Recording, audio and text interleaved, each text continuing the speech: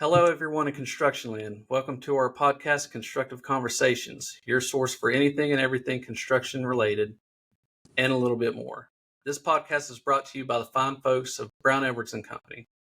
Our guest today is Kevin Birch with CNA Surety.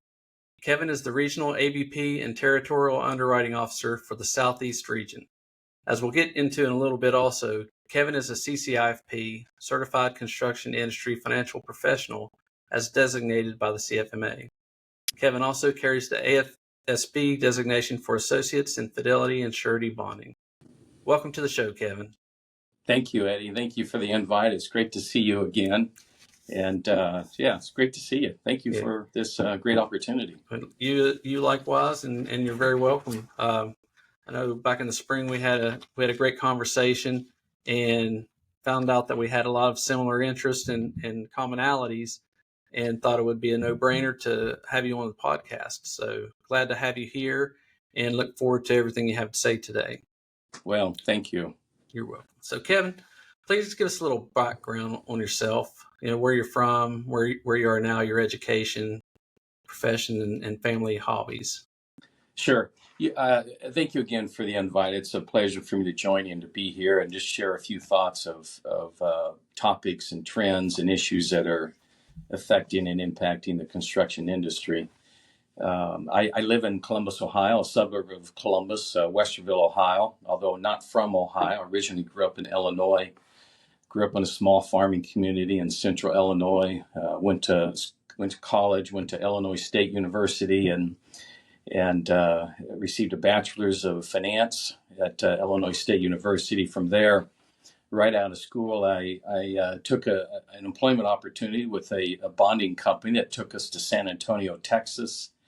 We were there for training just for about a year or so. And from there, we moved to Houston, Texas. We're there for a couple of years. We then moved to Des Moines, Iowa, and then Louisville, Kentucky, and then Indianapolis, and then Milwaukee, Wisconsin, back to Indianapolis, and then finally here in Columbus, Ohio. So we've been in Columbus, Ohio for, 16, 17 years or so. I've been with CNA Surety this is 25 years. I've been with CNA for 25 years now. I've been in the business 30 years, providing surety credit for construction contractors of really all types and all sizes. I handle a region for CNA Surety. We have several regions, 5 regions. I handle the southeast region of the country. That really, the southeast region of our company stretches from Michigan to east of the Mississippi, down through Ohio, down through the Carolinas, Tennessee, Kentucky, Alabama. So I handle the region. We have 8 or 9 offices in the region. I work with the staff in that region, providing surety credit for our construction clients. So I travel a lot. In fact, tomorrow I'll jump on a plane and I'll be in New Orleans until Friday.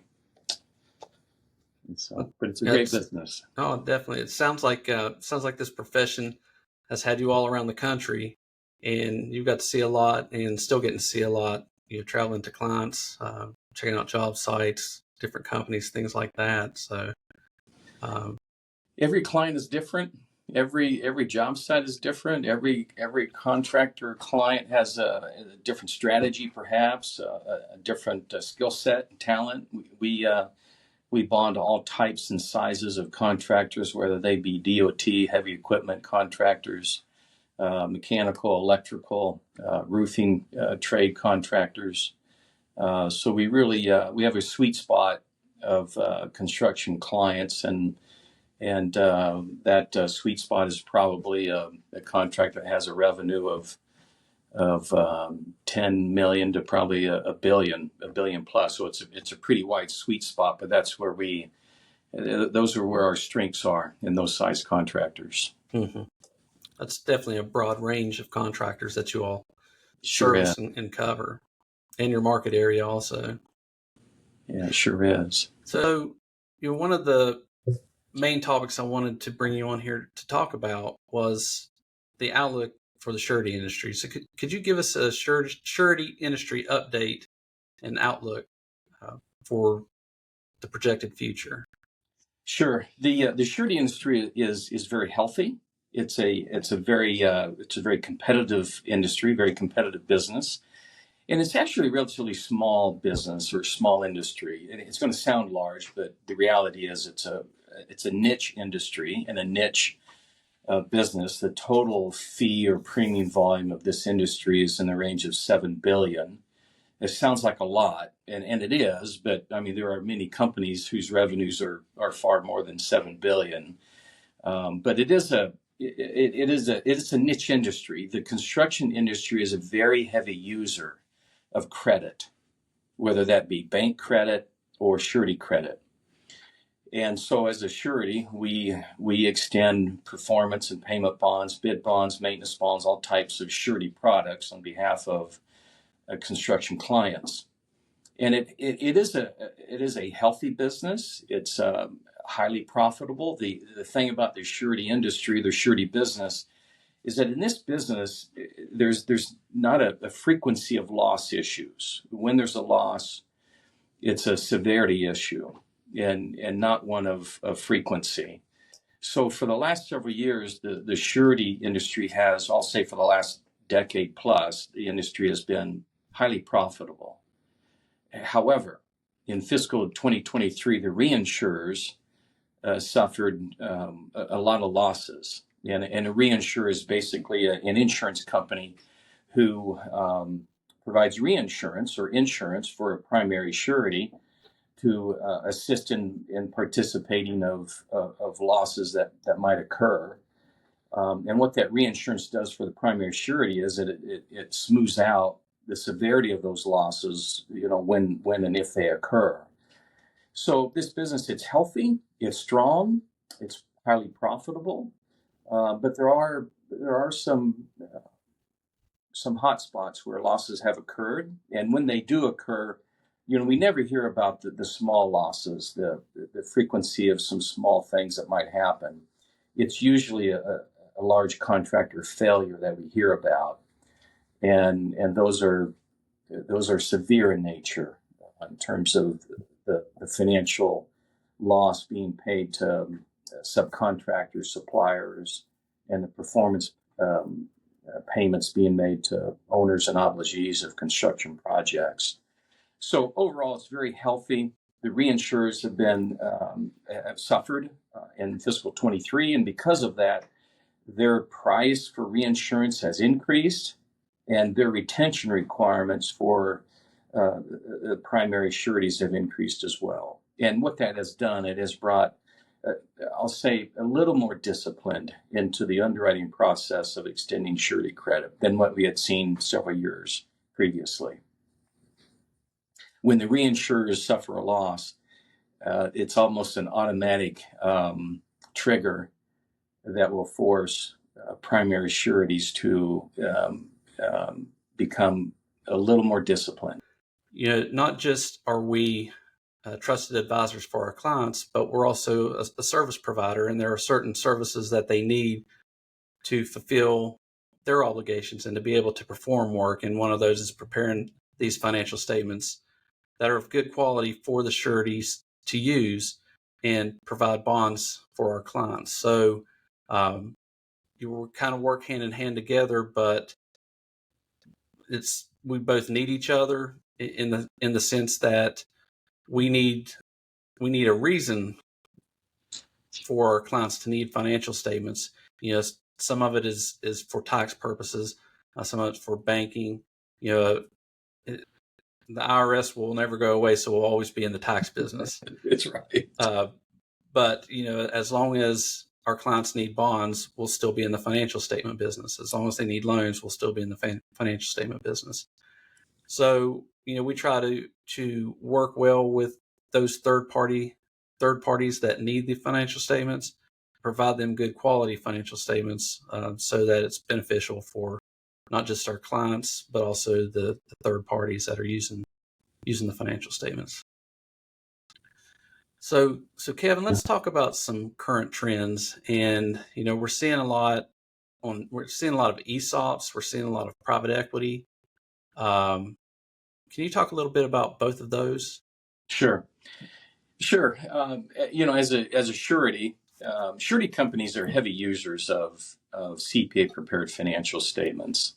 Now, we're not the only users, right? There could be many of the DOTs across the country require, for instance, an audit financial statement, maybe a review financial statement. And those requirements vary from state to state or from a DOT to the next DOT. Some owners, other than a DOT, might require a CPA prepared review or audit financial statement. Some larger GCs, as they pre-qualify their subs, will ask for a CPA prepared financial statement. So you're right. There's multiple users of a CPA prepared financial statement. A Surety is one of those heavy users of that financial statement.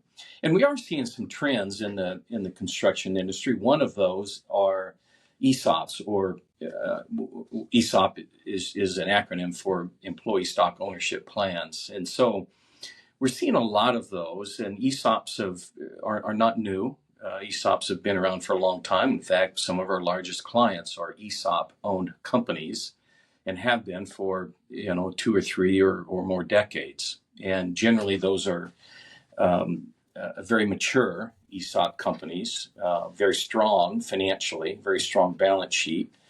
And so an ESOP is a great vehicle, but however, all ESOPs are not the same. So someone once asked me, and no, not just once, but many times, individuals are ask me, say, "Hey, Kevin, do you bond ESOPs?" Well, I kind of responded once when that question came up. I said, "Well, gee, that's kind of like asking us if we bond S corporations." Well, the reality is we do. The short answer is yes. However, all ESOPs are not the same. There are different levels of aggressiveness and levels of conservatism in ESOPs. And we see a wide range and spectrum of ESOP companies. An ESOP company is the characteristics of a candidate to become an ESOP is a company that's been in business a long time. I'm going to suggest, just as a rule of thumb, call it 2 decades at least. It's a company that's well established. It's a company, so it's not a startup. It's not a new company. So it's a well established construction contractor. They have strong cash flow. It also means that they've been highly profitable and continue to be highly profitable even in times of distress or even slowdown in the economy. These are companies that generally, regardless of the economic times, continue to demonstrate profitability, not only in good times, but even in times of a recession or slowdown or a difficult time. So these are ESOP candidate companies, are very strong financially. They've been in business for a few decades. They're profitable. They have strong cash flow. They have an infrastructure of key people. And a characteristic of an ESOP candidate company is where the owner, or maybe several owners of this privately held construction company, is now looking for an exit strategy. They may be nearing retirement in the next, call it 5 to 10 years, and they've built this company over the prior 10 or 20 or 30 years, and they're looking to continue the legacy of that company, looking to provide an incentive for current and future employees to continue to build the company and provide a strong livelihood for its employees. So an ESOP company is a strong candidate for that, or an ESOP is a strong candidate for that kind of a circumstance where the owner is looking to continue the legacy and provide incentive for key and other employees.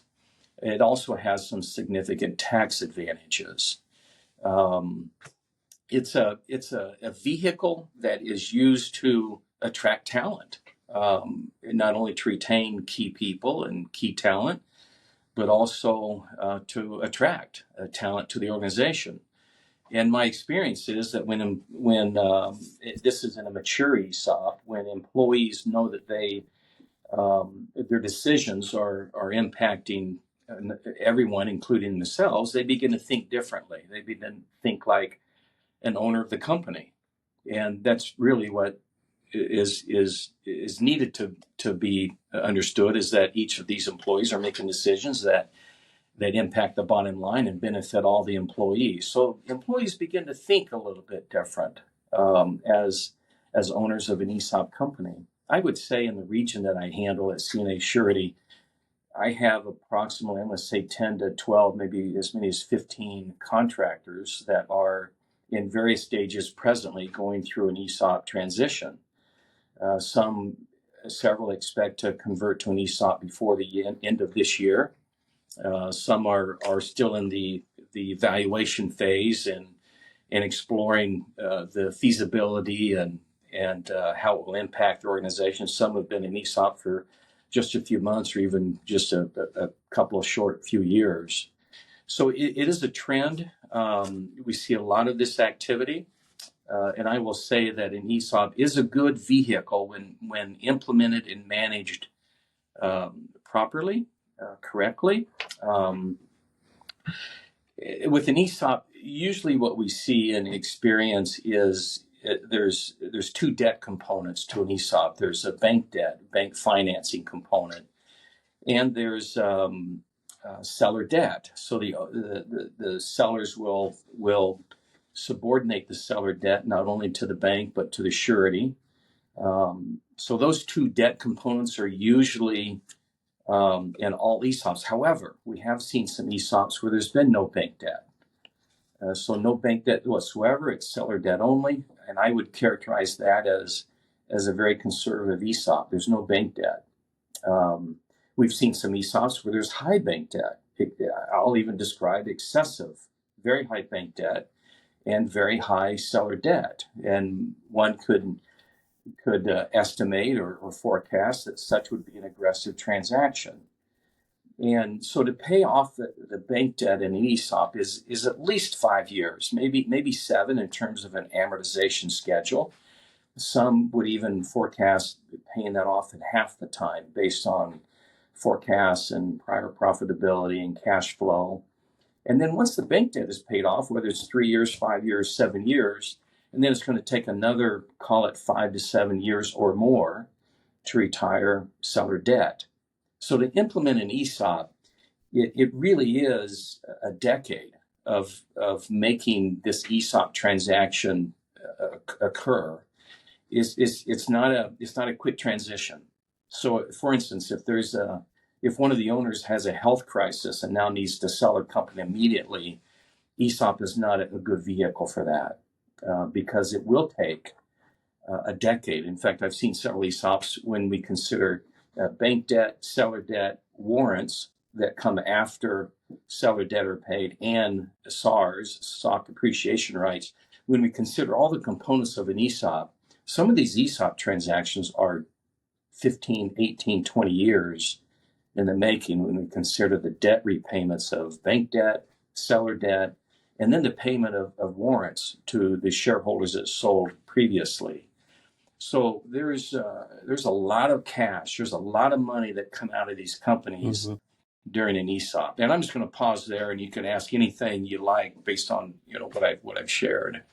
Yeah. So basically, and we've seen ESOPs work well for some of our clients, but like you mentioned in the beginning stages, you add all that debt to the balance sheet, and it can really turn the balance sheet upside down. And that's all the more reason to discuss this with the users of the people that are going to be providing bonds or loans to the company, and have this laid out so it's understood and known what's going on. You're right. The overriding principle of an ESOP transaction is a simple principle called communication. The parties just have to be communicative, from the contractor client to the ESOP consultants, to their attorneys, to the surety, to the banker. All of these parties are coming together to support their client, the construction client. And it just takes a high level of communication so that there's transparency, no questions, no unknown questions or issues down the road that could surprise one of those parties. So it does require a high level of communication, just being transparent and communicative for sure. Right. So what size companies do you see an ESOP fitting best for? When they get to a certain level, what's that size? Yeah, that's a great question. And in my view, this is, my personal view. Uh, a company that has, I'm going to express 100 million in revenue or more. A small company, let's say 10 million in revenue, in my view, is not a candidate for an ESOP. Um, there are certain annual expenditures and costs to maintain an ESOP company. And I will even suggest, call it 100 million in revenue for an ESOP company, for a company to consider an ESOP.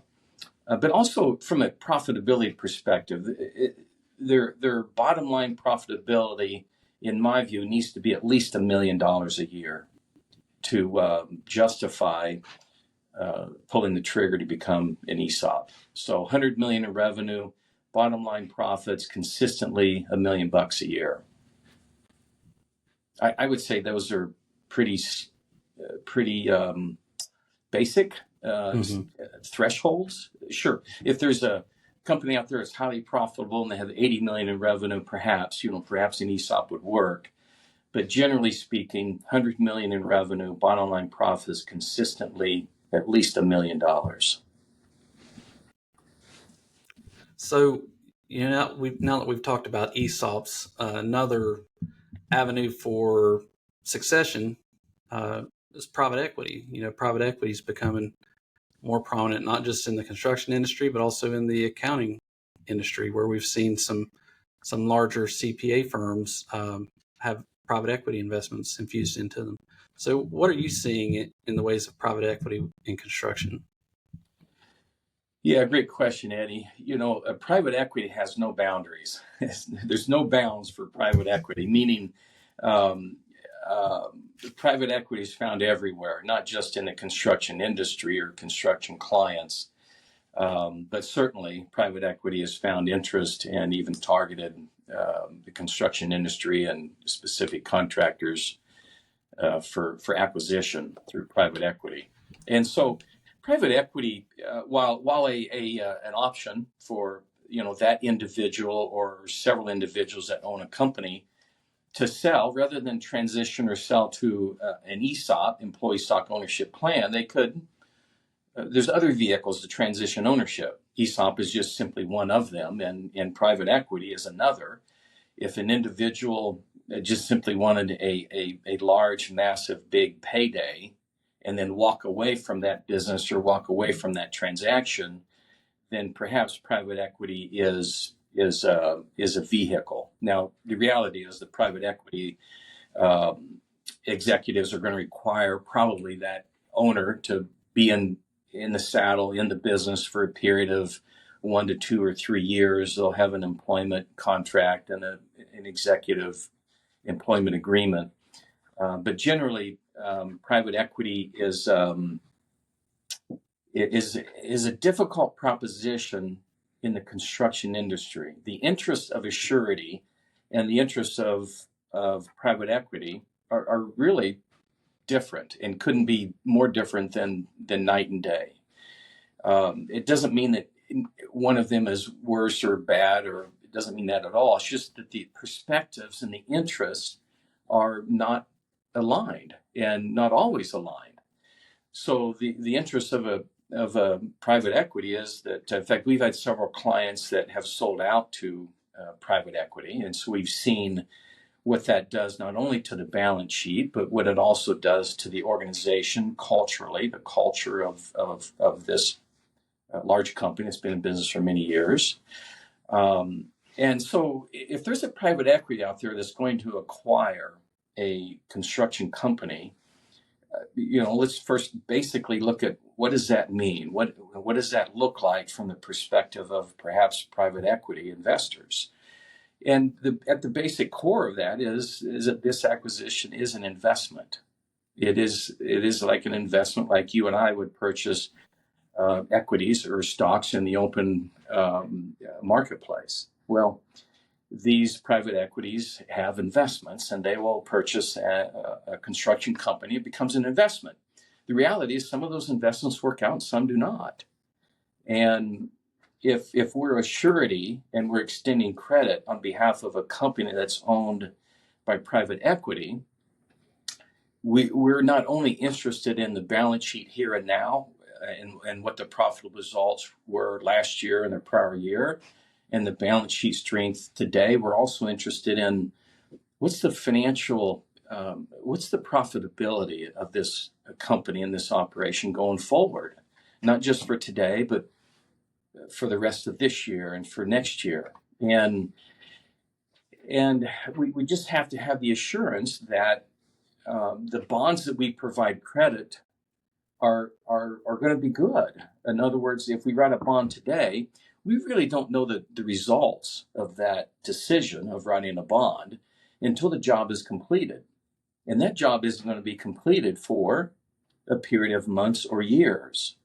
So the last thing the surety wants to do is to write a bond for an entity where the balance sheet or the profitability or the debt is going to be significantly materially different and perhaps impaired because of cash and assets coming out of the business that then aren't there to support the ongoing operations or the credit that's been extended to provide guarantees for these construction projects. So the interests of a surety, the bottom line is that the interests of a surety and the private equity are really night and day. In fact, for the surety, I'm speaking from a CNA surety perspective, but the industry will suggest we need some form of collateral. So we will ask for collateral in the form of an irrevocable letter of credit to support an extension of surety credit when we are engaged in a private equity transaction. As a result of that, we don't have a lot of private equity owned construction companies in our portfolio. We have a few, and we've been successful with some, but not many. We've had far greater success in our relationships with ESOP companies. My experience is with private equity is that the relationship is gone.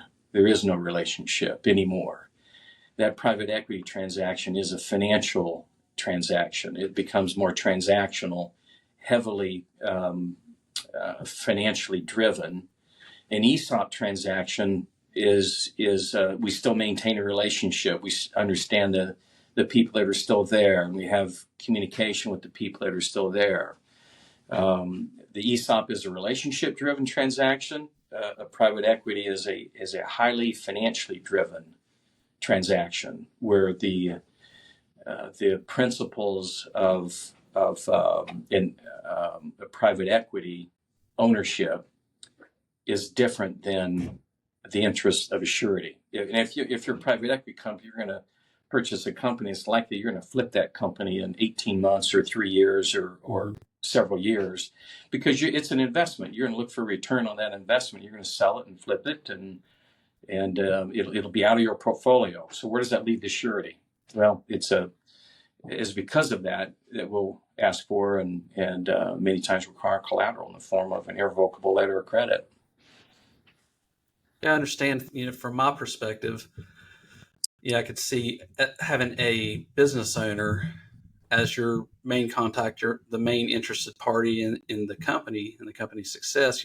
That's their livelihood, is the success of the company, and that's where they're drawing their paychecks from, and that's where they're building for retirement. And I could see where a private equity firm would come in and they're looking to drive the value of the company up and flip that investment, because that's what they do. And not to say that there's anything wrong with that, but like you said, it's night and day between having an owner that has their lifeline. It's their lifeline, and you go from having an owner to deal with and putting up the guarantees and the collateral and the security to a private equity investment firm that basically is just trying to, like I said, drive up the value and flip it whenever that is. And there's a lot of uncertainty, I'm sure, on your all's part of who's going to be in control of this company in a year or two or 3 down the road, whenever the value of the company gets to where it's profitable for them to go ahead and sell off the investment. So, definitely a lot of unknowns and advantages, disadvantages, like you said. So, Yeah, it's not that private equity is bad. It's not a good or bad kind of issue. It's when we look at the construction industry and contractors in particular, they are very heavy users of credit. When they acquire a construction project, they're going to need what's called a bid bond, a performance and payment bond, and they're going to need to maintain sufficient, adequate, I'll even say strong financial wherewithal to continue to qualify for those bond instruments, those performance and payment bonds. And many times we see the balance sheet being significantly impaired in a private equity transaction. And then to your point, many times we see an exodus of not only the owner but key employees of that company um, because of the transaction, and they've moved on. So now we're left wondering and thinking, okay, who's running this company? And in the meantime, we have X million dollars worth of credit exposure in the form of performance and payment bonds. Definitely some things to consider there with private equity, but Yeah. but it's prevalent. It's prevalent. Probably not going away. So it's just something we'll have to all navigate through at some point or another. Yeah, that's right. And my experience is that the private equity investors are they're financial people. They're not construction people. And what they see is a financial forecast on a spreadsheet based on recent history.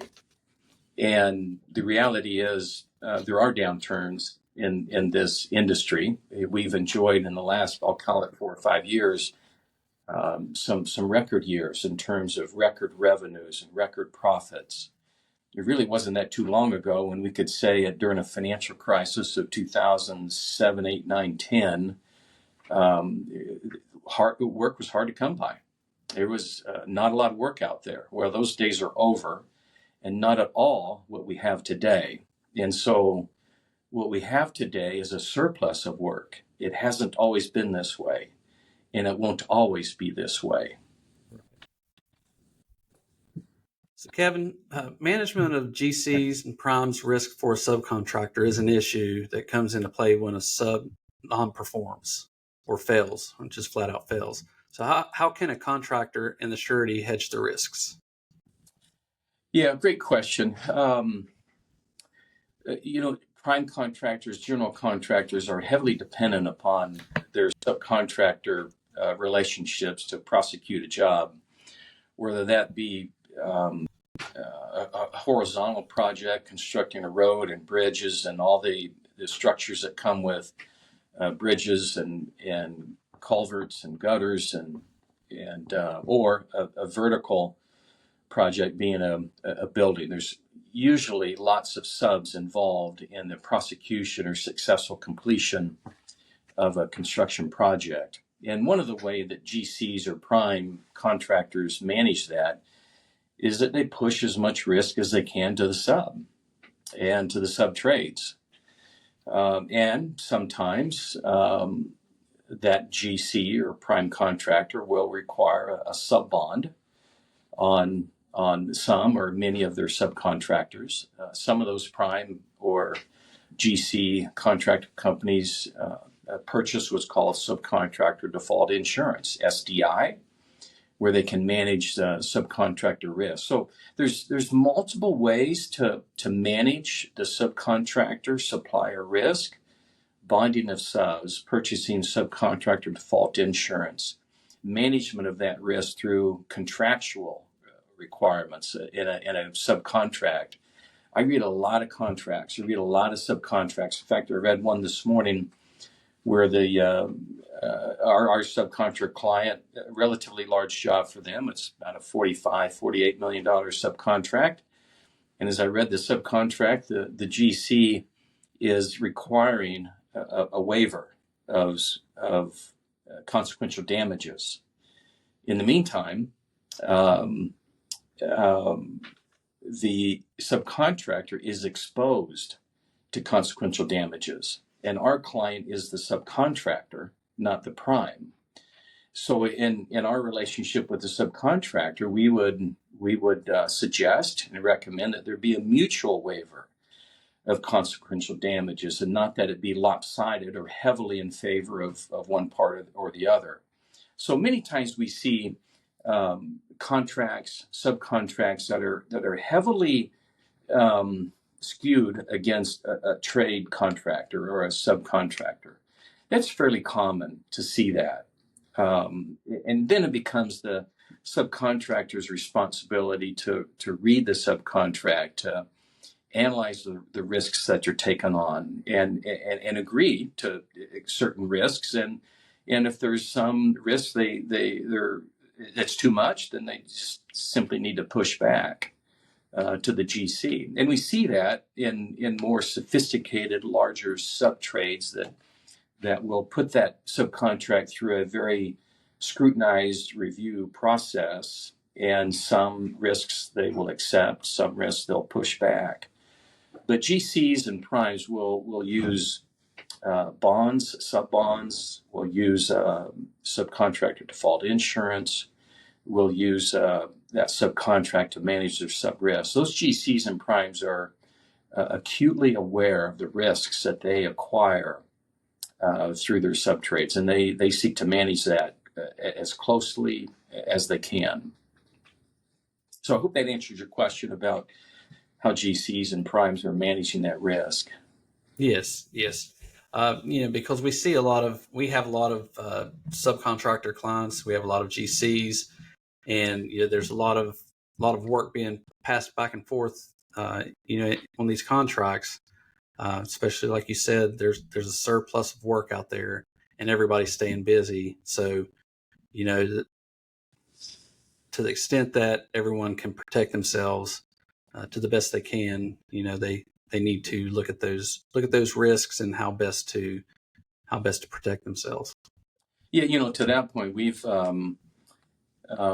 because there's so much work out there presently. It hasn't always been this way, but today and for the recent several years, there's been a surplus, high demand for contractor services. As a result of that plentiful nature of work, it's given the subcontractor community the opportunity to tell GCs that there's some risks they're just not going to take, and they don't have to take it because they can move on and to another job or be more selective right in the projects that they pursue or take on. We've even seen that with owners, even public owners, who've had a few bidders. And so even some of the public owners, especially on really large jobs, I'm talking really $500 million, a $500 million job or larger, where public owners have had to modify, adjust, or change their terms and conditions that then would attract a contractor to bid this large job, because there's so much work out there. And if a contractor comes across a job with what is considered high risk, then they're going to move on. They'll move on to another job because there's just a lot of work out there presently. Mm-hmm. So, Kevin, what advice or suggestions can you give contractors to help them navigate through the times that we're in right now?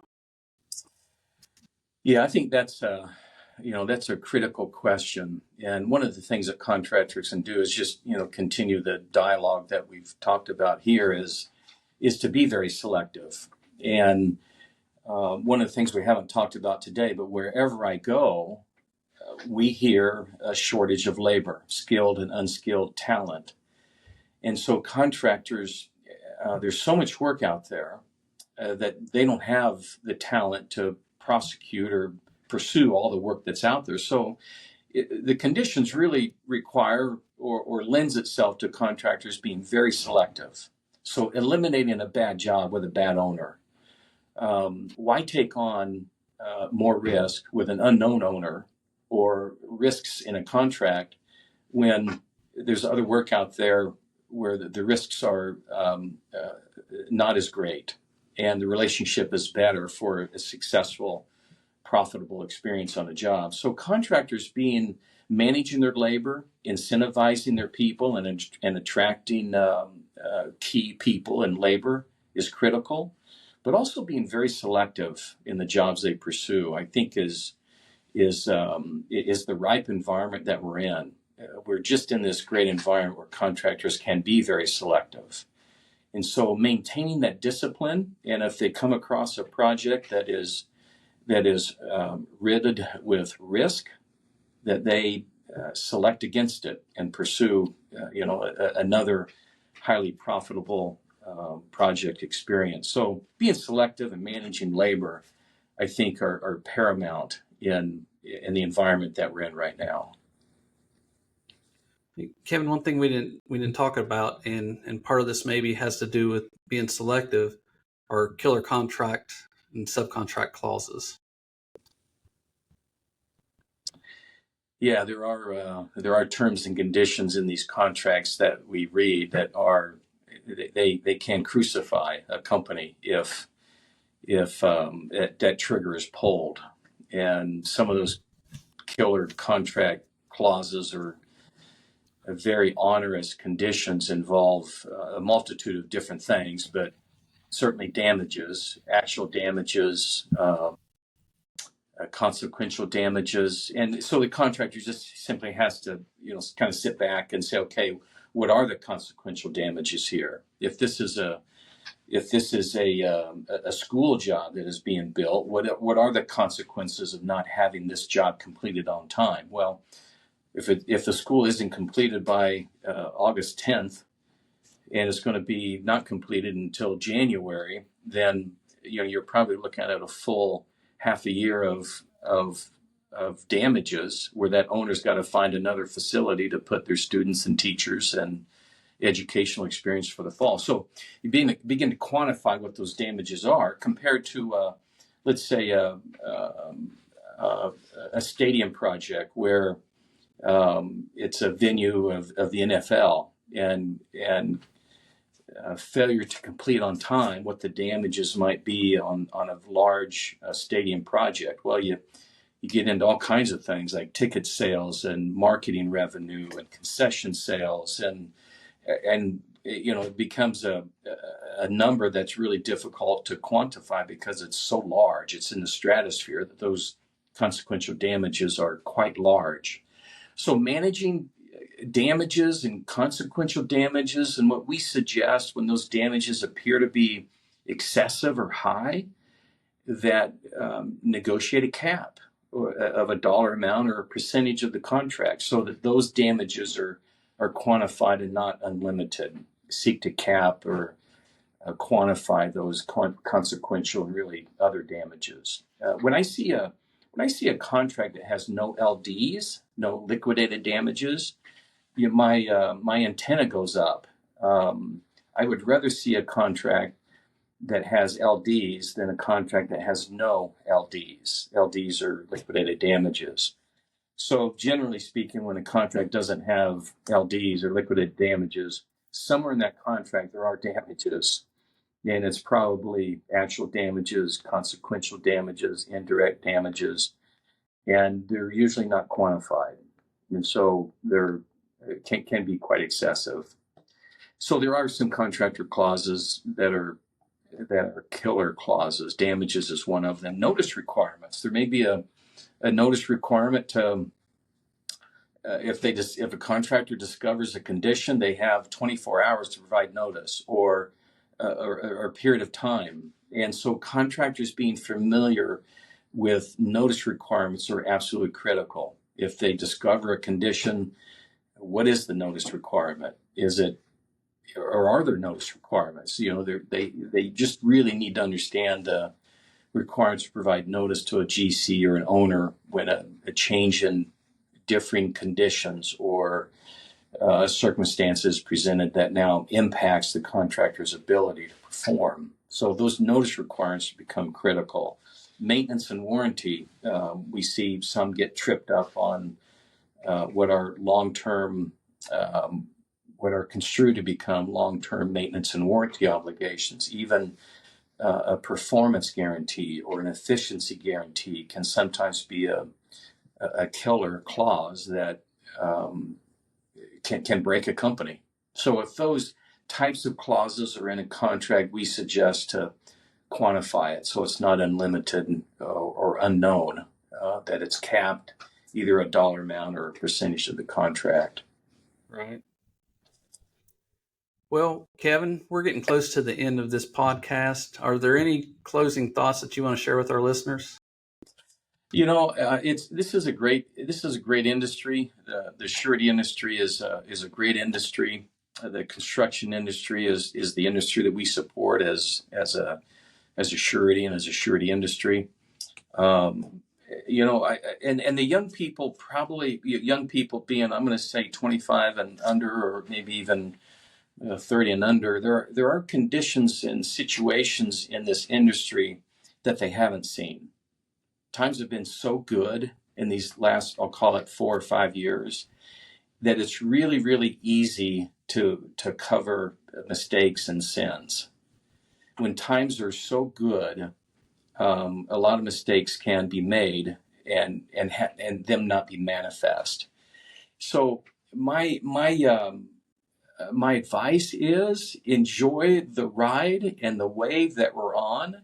It won't always be this way. It hasn't always been this way.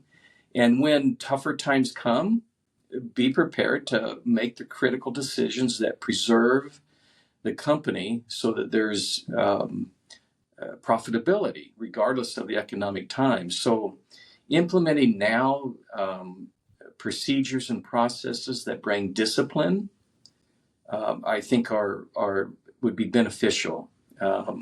So to the younger folks out there, please don't even believe for a moment that the environment that we're in will always be like this, because it hasn't been, and it won't always be. Now, I don't know when the train is going to end, or the trends will turn or change, or there will be a repeat of what we experienced in 2007, 8, 9, 10, or 11.